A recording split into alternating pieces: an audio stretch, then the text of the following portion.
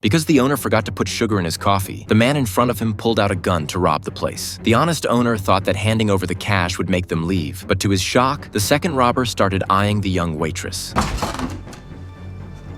Don't fucking move.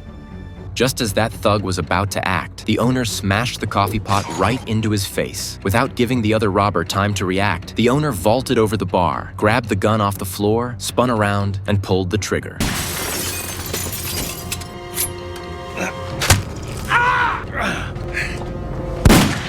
This series of swift, fluid moves might have looked complicated, but it was anything but simple. The employees and customers who witnessed it were left utterly stunned. In just 30 seconds, the humble diner owner had taken down 2 armed robbers, a feat that quickly made national news. But as Tommy watched the headlines flash across the screen, he couldn't bring himself to smile. Deep down, he seemed weighed down by something. When Tommy got out of the hospital, he was greeted with cheers from the town's residents, hailed as a local hero. But what nobody realized was that this event had just set his life on a different course. Business at the diner boomed thanks to his newfound fame. Then one day, 2 unwelcome visitors showed up. They said they were from Philadelphia. After ordering a coffee, they casually dropped a name.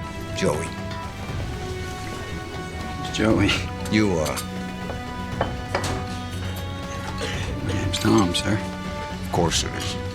Tommy's reaction didn't surprise the men. One of them removed his glasses, revealing a blind left eye, and said it was all thanks to Tommy. Hearing this, Tommy's smile vanished. He claimed they had the wrong guy and quickly turned away. His wife, who had been standing nearby, immediately stepped in and warned the men that if they didn't leave, she would call the cops. Seeing this, Tommy calmed her down, saying he was busy and if they weren't going to order more, they should free up the table for paying customers. With a smirk, the man paid the bill and the 2 of them walked out. Feeling uneasy, Tommy's wife called Sheriff Sam, who managed to intercept the men outside of town. After checking their IDs, the sheriff warned them not to bother the town's residents again. But even as he watched them drive away, the sheriff couldn't shake a growing sense of unease. It turned out the man with the blind eye was named Fogarty, a known East Coast mobster. What puzzled the sheriff was why gangsters from so far away were suddenly interested in Tommy. When questioned, Tommy suggested maybe Fogarty had seen him on TV and mistakenly thought he was someone named Joey. That was the best explanation they could come up with for now. The sheriff reminded Tommy to call immediately if anything else happened.